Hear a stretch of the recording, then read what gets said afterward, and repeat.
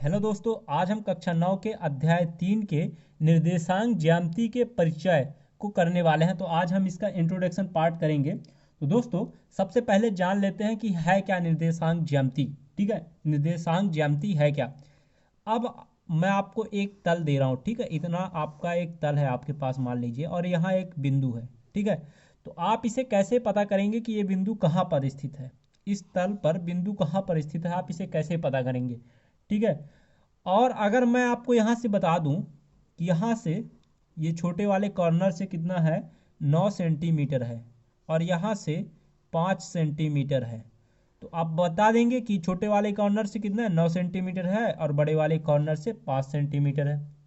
इसी को दोस्तों क्या कहते हैं, निर्देशांक ज्यामिति। तो दोस्तों, निर्देशांक ज्यामिति क्या हुआ, एक तल में स्थित किसी बिंदु को जानने की पद्धति को क्या कहते हैं, निर्देशांक ज्यामिति। ठीक है, जैसे हमने जाना कि ये बिंदु कहाँ स्थित है। ठीक है, तो आपने बोला कि छोटे कॉर्नर से कितना है, 9 सेंटीमीटर, और बड़े वाले कॉर्नर से कितना है, 5 सेंटीमीटर। इसी को दोस्तों हम क्या कहते हैं, निर्देशांक ज्यामिति। अब दोस्तों हम बात करते हैं कार्तीय पद्धति की। तो दोस्तों, कार्तीय पद्धति क्या होता है। दोस्तों, इससे पहले आपने पिछले कक्षा में संख्या रेखा पढ़ा होगा। क्या पढ़ा होगा, संख्या रेखा। तो ये हमारे पास संख्या रेखा होती थी। ठीक है, और यहाँ बीच में होता था जीरो। ठीक है, और जिसे हम क्या कहते थे, मूल बिंदु कहते थे। क्या कहते थे, मूल बिंदु। और दोस्तों, इधर होती थी धनात्मक संख्या होती थी। ठीक है, इधर होती थी धनात्मक संख्या, और इधर होती थी ऋणात्मक संख्या। ये होता था दोस्तों संख्या रेखा। ठीक है, अब दोस्तों, मूल बिंदु क्या है, मूल बिंदु जहां से दूरियां अंकित की जाती है उसे क्या बोलते हैं, मूल बिंदु। ठीक है, अगर मुझे जानना है कि 3 सेंटीमीटर किधर है, तो आप कहाँ से देखोगे, इसमें इस संख्या रेखा पर मैं अगर आपसे पूछूं कि 3 सेंटीमीटर कहाँ है, तो आप इसे कहाँ से देखेंगे, जीरो से देखेंगे। जीरो से यहाँ तक, यहाँ से यहाँ तक बोलेंगे कि यहाँ से यहाँ तक 3 सेंटीमीटर है। ठीक है, इसीलिए इसे बोलते हैं, जहां से दूरियां अंकित की जाती है या नापते हैं उसे क्या कहते हैं, मूल बिंदु कहते हैं। तो दोस्तों, ये तो हो गई किसकी, संख्या रेखा की बात। ठीक है, अब कार्तीय पद्धति में क्या होता है, इस पे दो दो रेखा होती है। ठीक है, दो रेखा होती है, वो कौन कौन सी होती है, संख्या रेखा ही होती है। तो चलिए, एक संख्या रेखा हम क्षैतिज ले लेते हैं। ठीक है, इसका नाम दे देते हैं हम क्या, एक्स, और इसका दे देते हैं एक्स डैश। बीच में हम क्या कर देते हैं, जीरो, मूल बिंदु। इधर धनात्मक मान, और इधर क्या, ऋणात्मक मान। ठीक है, अब ऋणात्मक मान को हमने क्या किया है, एक्स डैश दिया है, और धनात्मक मान को हमने क्या दिया है, एक्स दिया है। ठीक है, इसी तरह एक हम ऊर्ध्वाधर ले लेते हैं। कैसा ले लेते हैं, संख्या रेखा ऊर्ध्वाधर ले लेते हैं। एक रेखा लिया, मूल बिंदु हमने बीच में रखा। ठीक है, अब ऊपर की ओर हमने क्या किया, धनात्मक मान ले लिया, जिसे हमने बाई दे दिया, और नीचे की ओर हमने ऋणात्मक मान ले लिया। ठीक है, इसे हमने दे दिया बाई डैश। ठीक है, अब इन्हीं दोनों के संयोजन को, और कैसे संयोजन करेंगे, जहां पास मूल बिंदु एक दूसरे से क्या करे, काटती हो। ठीक है, तो यहां हम इन दोनों का संयोजन करते हैं। ठीक है, यहां संयोजन करते हैं, तो ये हो गया, यहां जीरो है, और यहां, तो यहां जीरो है। ठीक है, और इधर धनात्मक मान ये क्षैतिज वाले का 1 2 3, और इधर ऋणात्मक मान -1 -2 -3।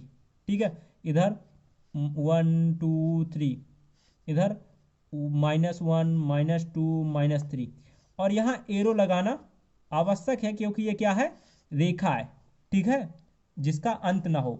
ठीक है, तो दोस्तों, यहाँ इसे जहाँ पास काटती है उसे यहाँ क्या बोलते हैं, मूल बिंदु बोलते हैं। क्या बोलते हैं, मूल बिंदु, मूल बिंदु।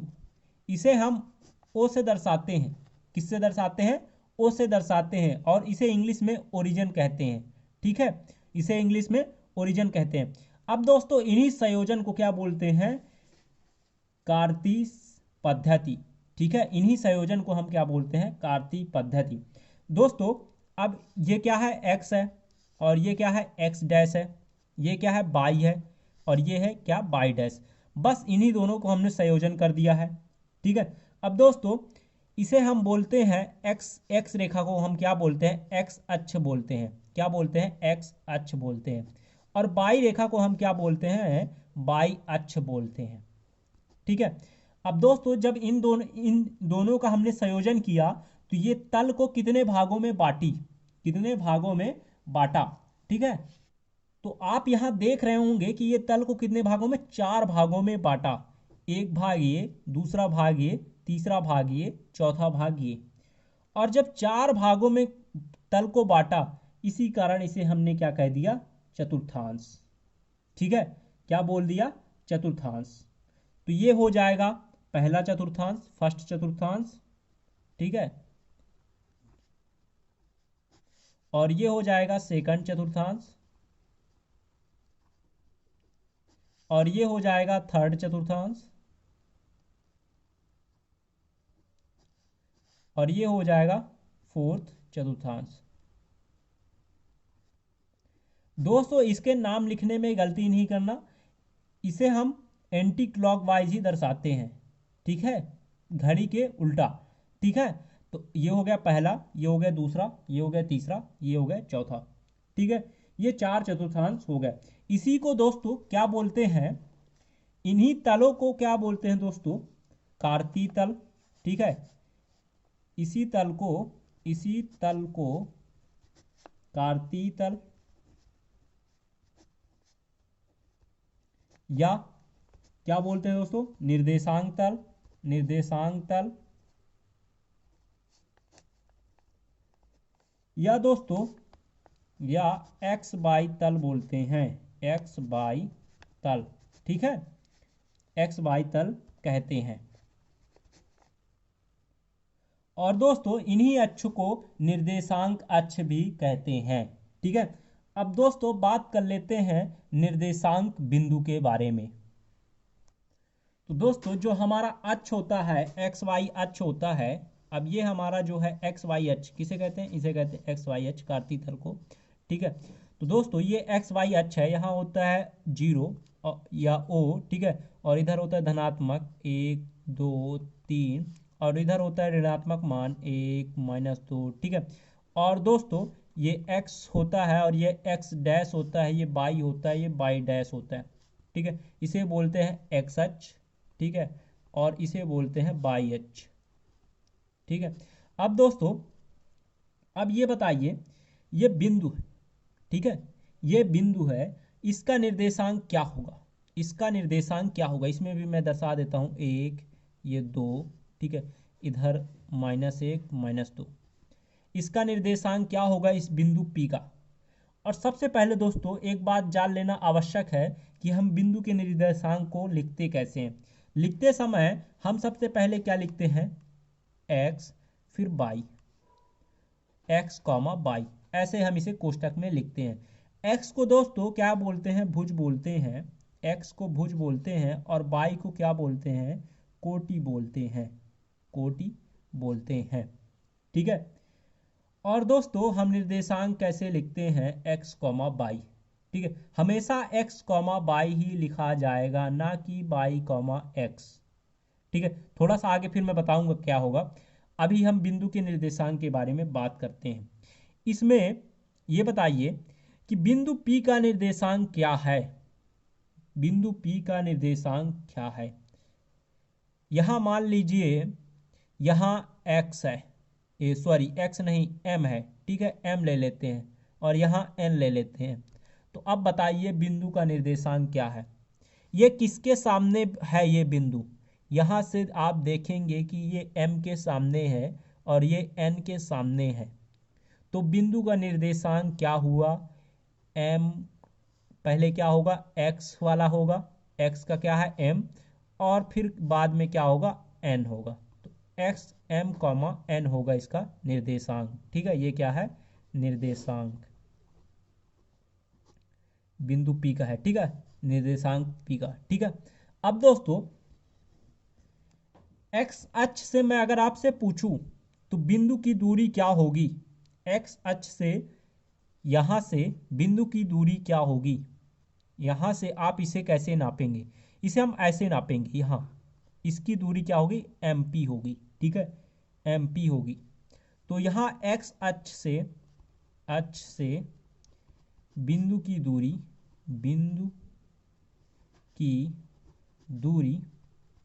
क्या होगी? MP होगी। और इसी तरह अगर आपसे मैं पूछूं कि बाई अक्ष से बिंदु की दूरी क्या होगी? बाई अक्ष से बिंदु की दूरी कैसे नापेंगे? ऐसे नापेंगे हम। तो ये क्या होगी? NP होगी। ठीक है। अभी और आगे हम पढ़ेंगे जब, तो इसे अच्छे से समझ सकते हैं उदाहरण की मदद से। ठीक है, तो चलिए मैं एक छोटा सा उदाहरण ले लेता हूं और आपको मैं पॉइंट P की दूरी फिर से ज्ञात कराता हूं। ठीक है, तो उदाहरण ले देते हैं, फिर समझते हैं। तो दोस्तों हमने क्या किया, एक कार्तीय तल ले लिया। ठीक है, अब इसमें अगर मैं पूछूं ये बिंदु की, यहाँ पास एक बिंदु मैंने इस तल में ले लिया और इस बिंदु का नाम दे देता हूँ P। अगर मैं आपसे पूछूं कि इस बिंदु P की मतलब किस निर्देशांक क्या है, ठीक है, या स्थान क्या है, तो आप इसे कैसे बताएंगे? आप इसे यहाँ स्केल से ऐसे मिलाएंगे, ठीक है, और ऐसे मिलाकर देखेंगे कि ये कहाँ काट रही है। ठीक है, ये जिस पॉइंट पर काटेगी ये रेखा, उसी पॉइंट पर क्या होगा, मतलब यही ये पॉइंट स्थित होगी जहां पास काटेगी। तो आप यहां देखेंगे कि ये 3 पर और 4 पर क्या हो रही है, काट रही है। ठीक है, 3 और 4 पर काट रही है, तो इसका निर्देशांक क्या हो जाएगा, आप बताइए क्या होगा? इसका निर्देशांक क्या होगा? 4,3। हमेशा हमें क्या लेना है, x, y। सबसे पहले x वाला का, फिर उसके बाद y वाले का। ठीक है, तो x, हमेशा लेना है x, y। ठीक है, तो ऐसे ही आप किसी बिंदु के निर्देशांक ज्ञात कर सकते हैं। अब दोस्तों हम जान लेते हैं निर्देशांक के चिन्ह। क्या जान लेते हैं? निर्देशांक के चिन्ह।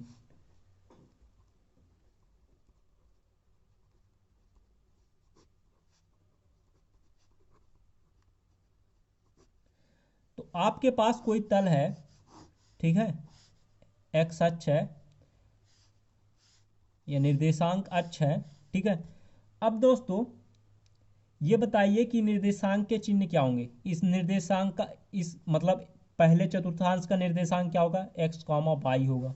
इसका भी क्या होगा? x, y होगा। इसका भी क्या होगा? x, y होगा। इसका भी क्या होगा? x, y होगा। पता है ना वो ये चतुर्थांश है। ठीक है, अब दोस्तों पहले चतुर्थांश का चिन्ह क्या होगा? जो निर्देशांक मिलेंगे वो कैसा मिलेंगे? धनात्मक मिलेगा, ऋणात्मक मिलेगा, ये कैसा मिलेगा? तो सबसे पहले आप x वाले को देखेंगे, ये O है, ये x है, ये x डैश है, ये y है, ये y डैश है। तो सबसे पहले x देखेंगे, कहाँ से? मूल बिंदु से। और फिर उसके बाद y देखेंगे। तो x कैसा है? O x कैसा है? धनात्मक है, तो धनात्मक रखेंगे। और फिर O y कैसा है? ये भी धनात्मक है, इसे भी हम धनात्मक रखेंगे। ठीक है, तो इसका चिन्ह क्या हुआ? दोनों इसमें जितने भी मान आएंगे प्रथम चतुर्थांश में वो क्या होंगे? सभी धनात्मक होंगे। अब इसी तरह हम द्वितीय चतुर्थांश की बात करते हैं। तो द्वितीय चतुर्थांश में जो चिन्ह होंगे कैसे होंगे? सबसे पहले हमें क्या देखना है? x ओ एक्स डैश कैसा है? ऋणात्मक है, इधर ऋणात्मक मान है, तो हम ऋण लेंगे। फिर ओ बाई कैसा है? धनात्मक है, तो हम धनात्मक लेंगे। तो ये हो गई इसकी चिन्ह। ठीक है, इसी तरह हम थर्ड चतुर्थांश की बात करेंगे। तो सबसे पहले क्या देखेंगे? x क्या है? ऋणात्मक है। y क्या है? y भी तो इधर ऋणात्मक है, वो y, तो ये क्या है? ऋणात्मक हो जाएगा। इसी तरह हम चतुर्थांश की बात करेंगे। तो दोस्तों ओ एक्स क्या है? धनात्मक है। x पहले देखेंगे, तो ax ओ एक्स क्या है? धनात्मक है, धनात्मक लेंगे। फिर ओ बाई क्या है? ऋणात्मक, तो हम ऋणात्मक लेंगे। ऐसा हम इसे डिफाइन करते हैं। अब दोस्तों हमने ये बात जान ली, ठीक है। अब एक चीज़ और जान लेते हैं। अगर x जो हमारा ये निर्देशांक है x, बराबर नहीं है किसके, y के, तो निर्देशांक क्या होगा? ये होगा दोस्तों x y निर्देशांक, ये भी बराबर नहीं होगा y x के। ठीक है, मान लो हमने क्या किया, x बराबर 4 ले लिया और y बराबर 3 ले लिया, तो यहाँ हम 4,3 रखते हैं, x की जगह x का और y की जगह y का, और ये भी बराबर नहीं होंगे किसके, y की जगह 3 और x की जगह 4, ये नहीं होंगे। कैसे, आपको हम यहाँ दिखाते हैं। यहाँ 1 हो गया, यहाँ 2 हो गया, यहाँ 3 हो गया, यहाँ 4 हो गया, यहाँ 1 हो गया, यहाँ 2 हो गया, यहाँ 3 हो गया, ये 4 हो गया। यहाँ हमने हमारा दोनों मान क्या है, धनात्मक है, इसलिए हम धनात्मक वश को दर्शा लेते हैं, इससे हमारा काम हो जाएगा। तो पहला जो हमारा ये निर्देशांक है 4,3, ठीक है, तो हम यहाँ देखेंगे 4 और 3, और जहाँ एक दूसरे को ये काटेगी वहाँ हमारा पॉइंट मिलेगा, तो ये हमारा 4,3 यहाँ है। इसी तरह दूसरे का है 3,4, ठीक है, तो यहाँ हम देखेंगे निर्देशांक कैसे हम लिखते हैं, कैसे लिखते हैं, x, y, ठीक है। तो इसको जब हम मान रखेंगे तो यहाँ हमारा 3 है और यहाँ 4, तो आप यहाँ देखेंगे कि ये क्या है, यहाँ पॉइंट मिल रहा है, ठीक है, ये दूसरे जगह है, ये दूसरे जगह है, ठीक है। तो इसीलिए 4,3 और 3,4 क्या है, बराबर नहीं है, ठीक है। अब दोस्तों अगर क्या हो, x बराबर y हो, यानी यहाँ भी 4 हो, यहाँ भी 4 हो, तो ये दोनों दोस्तों x y, ये दोनों निर्देशांक भी क्या होंगे, y, x बराबर होंगे। कैसे है, x, y, यानी 4 यहाँ भी है, 4 यहाँ भी है, यहाँ भी 4 है, यहाँ भी 4 है, आपको पता ही नहीं चलेगा भाई कौन सा 4 है। और निर्देशांक आप x, y ही लोगे, दोनों में x, y ही के रूप में लिखोगे, ठीक है। तो ये दोनों क्या होंगे, बराबर होंगे।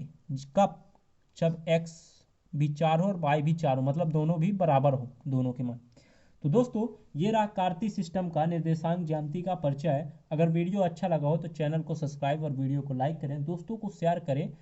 मिलते हैं अगले प्रश्नावली 3.1 पर।